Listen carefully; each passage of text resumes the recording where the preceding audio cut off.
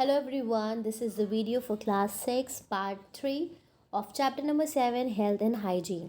पिछले दो वीडियोस में मैंने आपको पिछली जो भी डिजीज़ेस थी कम्युनिकेबल डिजीज़ेस उसके बारे में बताया था, उसके preventions, mode of transmission and किस तरह से कम्युनिकेबल डिजीज़ेस से बचा जा सकता है, हेल्थ को कैसे अच्छा मेंटेन किया जा सकता है। इन सभी के बारे में डिटेल में जानने के लिए प्लीज़ पिछले पार्ट 1 और 2 को ज़रूर देखिए अगर आपने पार्ट 1 और 2 नहीं देखा है।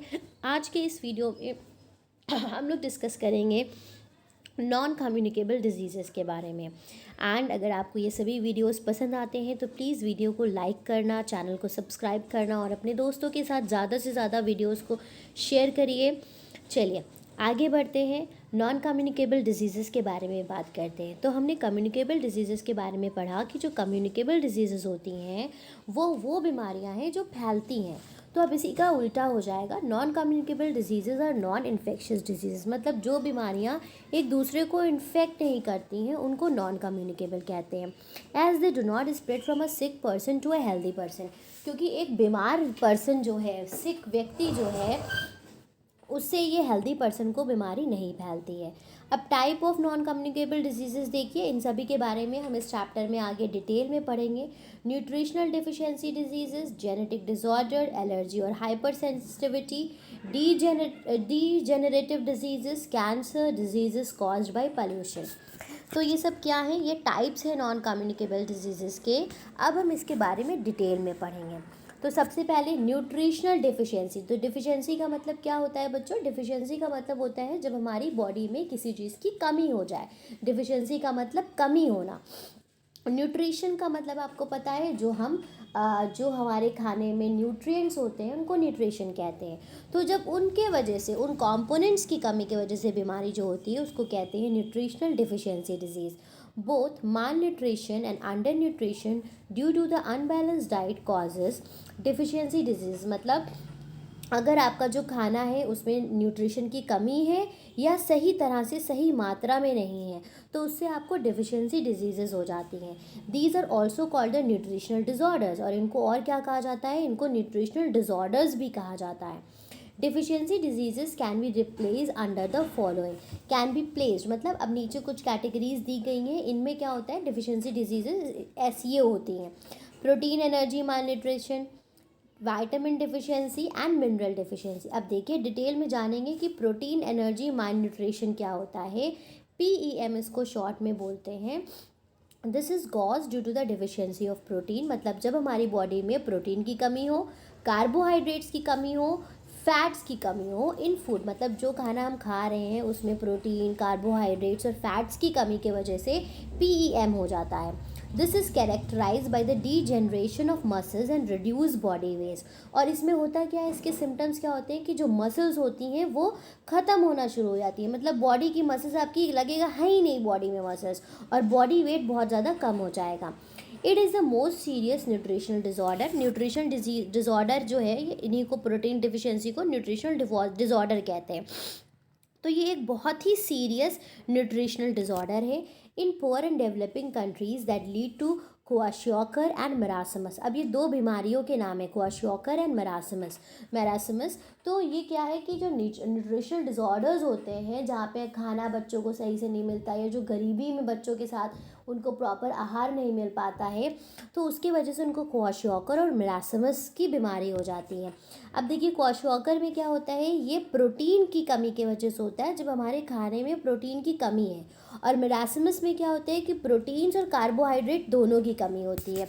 तो क्वाशियोकर के जो बच्चे होते हैं, ये जो पहली वाली पिक्चर है, ये आप देखेंगे कि बच्चा कैसा है, इसका पेट निकला हुआ है बाहर मोटा मोटा, चेहरे पे सूजन है और इस तरह की इसकी बॉडी है। तो इसको क्या है कि इसकी बॉडी में प्रोटीन की कमी है। और जो दूसरा बच्चा है जो एकदम ही दुबला है, तो इसकी बॉडी में प्रोटीन और कार्बोहाइड्रेट्स दोनों की कमी है, तो इस डिजीज़ को कहते हैं मरासमस। देखिए what is the difference between mall nutrition और अंडर न्यूट्रिशन। अब माल न्यूट्रिशन एक टर्म है और अंडर न्यूट्रिशन। तो माल न्यूट्रिशन एक कंडीशन है that is cause due to the lack of one और मोर न्यूट्रिशन। मतलब जब आपके खाने में कोई एक न्यूट्रिशन, मानो प्रोटीन या प्रोटीन और कार्बोहाइड्रेट्स दो हो गए या उससे ज़्यादा हो गए, उनकी कमी होती है तो उसको माल न्यूट्रिशन कहते हैं। ठीक है। It may be due to the faulty food habit, poverty और ignorance about the balance diet. किस वजह से हो सकता है? गरीबी की वजह से हो सकता है, या फिर आपकी मतलब अच्छी चीज़ें खाने की आदत ना हो इसके वजह से हो सकता है, या आप बैलेंस डाइट पे ध्यान ना देते हो इसके वजह से हो सकता है। Under nutrition is a condition in which people और children get insufficient food due to the poverty. अब देखिए, अंडर न्यूट्रिशन का मतलब है कि जो लोग बहुत गरीब होते हैं, जिनको दिन में खाना मुश्किल से एक बार मिल पाता है, तो उनकी बॉडी में हर तरह के ही न्यूट्रिएंट्स की कमी होती है। जिस अमाउंट में चीज़ें चाहिए हैं वो उनको नहीं मिलती हैं, तो इसको कहते हैं अंडर न्यूट्रिशन। तो इसको ध्यान रखिएगा कि माल न्यूट्रिशन क्या होता है और अंडर न्यूट्रिशन क्या होता है। चलिए आगे बढ़ते हैं, आगे देखते हैं मिनरल डिफिशिएंसी डिजीजेस क्या है। मतलब जब हमारे खाने में जो मिनरल्स हैं वो नहीं, उनकी कमी हो जाती है, तो हमें कौन कौन सी बीमारियां होती हैं। तो याद रखिएगा, मिनरल्स को क्या कहते हैं? प्रोटेक्टिव न्यूट्रिएंट्स कहते हैं। मतलब ये हमारी बॉडी को प्रोटेक्ट करते हैं बीमारियों से, बॉडी को स्ट्रांग बनाते हैं। अब जैसे कैल्शियम है, तो कैल्शियम किस में पाया जाता है? अंडे में, दूध में, फिश में, ग्रीन वेजिटेबल्स में। ठीक है, क्यों ज़रूरत है कैल्शियम की हमारी बॉडी को?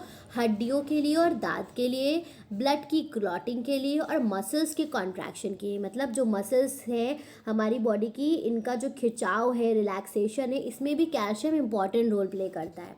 अगर इसकी कमी हो जाएगी तो रिकेट एक डिजीज़ है वो हो जाएगी। इसमें क्या होता है कि आपके जो हड्डियाँ होती हैं वो बहुत कमज़ोर हो जाती हैं और बहुत आसानी से टूट जाती हैं। ऑस्टियोमेलेशिया भी इसको कहा जाता है। फॉस्फोरस की अगर कमी हो जाएगी, फॉस्फोरस किस में पाया जाता है? मिल्क है, मीट है, नट्स है, बीन्स है, ग्रेन्स हैं। हड्डी और दांत के लिए, मतलब ये दोनों हड्डी और दांत के लिए हैं। रिकेट्स, बैड टीथ एंड वही प्रॉब्लम होगी हड्डियों की, दांत की, ब्रिस्टल बोन्स। आयरन की कमी की वजह से क्या होता है? हीमोग्लोबिन की कमी हो जाती है, अनीमिया हो जाता है, और हाथ पैर कैसे लगने लगते हैं? पेल, पीले पड़ने लगते हैं। हरी सब्जियों में, अंडे की जर्दी में, लिवर में, इनमें आयरन पाया जाता है। सोडियम, जिसको टेबल सॉल्ट और सी फूड में मिलता है। तो सोडियम किस लिए ज़रूरी है? हमारे नर्वस सिस्टम के लिए ज़रूरी है, और वाटर में बॉडी में वाटर का कंटेंट मेंटेन करने के लिए सोडियम ज़रूरी है।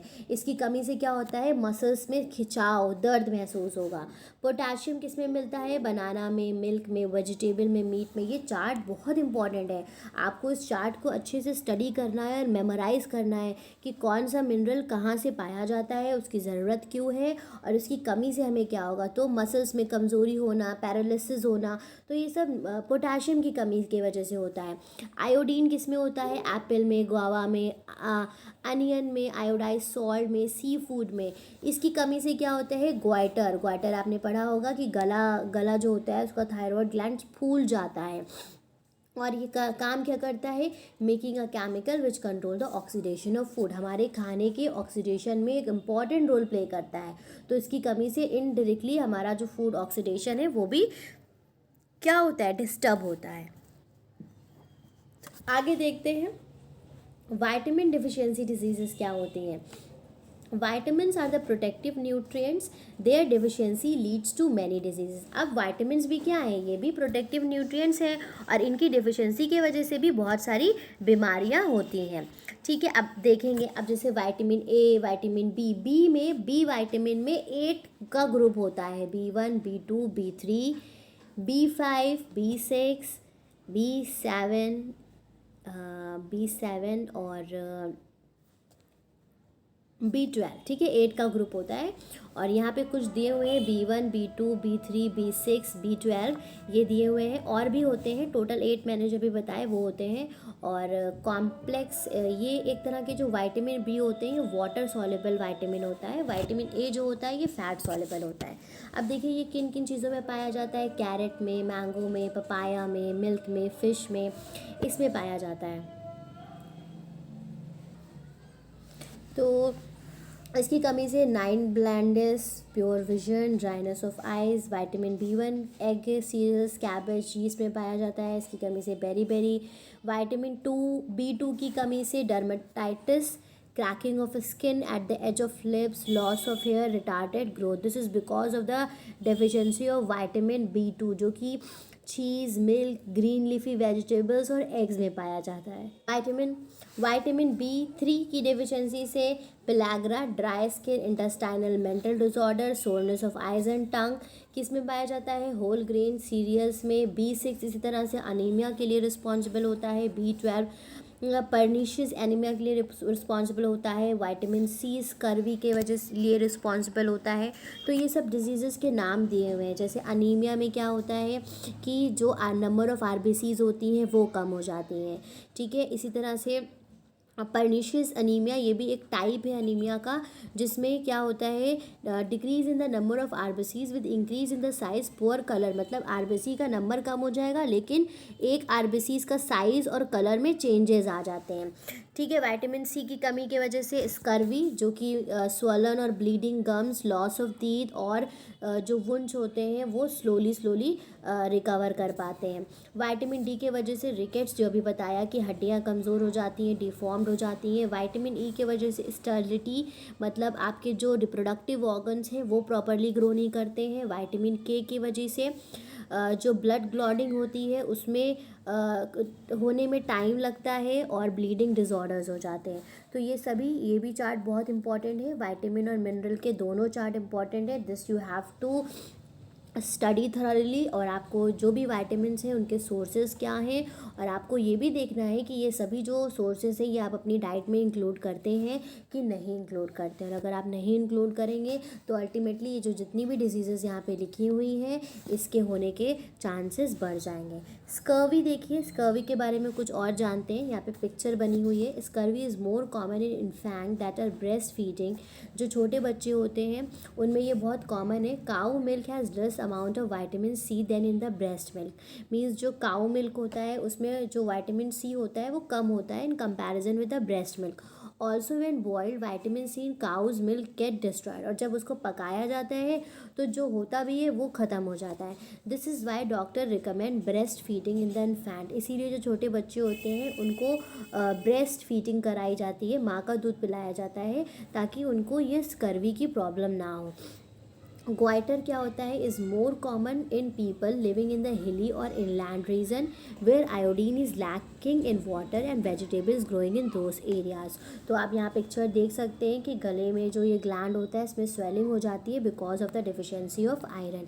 इसी तरह से अनीमिया क्या है, ये बच्चों में, यंग और प्रेग्नेंट्स वुमेन में, गर्ल्स में बहुत कॉमन है कि थकान महसूस होना, हाथ पैर पीले महसूस होना, वेट लॉस होना जब आपके अंदर आयरन की कमी हो जाती है, ठीक है। तो स्टूडेंट्स आज की वीडियो में इतना ही। नेक्स्ट वीडियो में पार्ट 4 में हम डीजेनरेटिव डिजीज़ेस के बारे में डिस्कस करेंगे, कैटरैक्ट, जेनेटिक डिसऑर्डर्स के बारे में डिस्कस करेंगे and the diseases cause by the pollution as well as non communicable diseases को किस तरह से हम प्रिवेंट कर सकते हैं और प्रिवेंशंस क्या है और क्योर क्या है उसके बारे में डिस्कस करेंगे।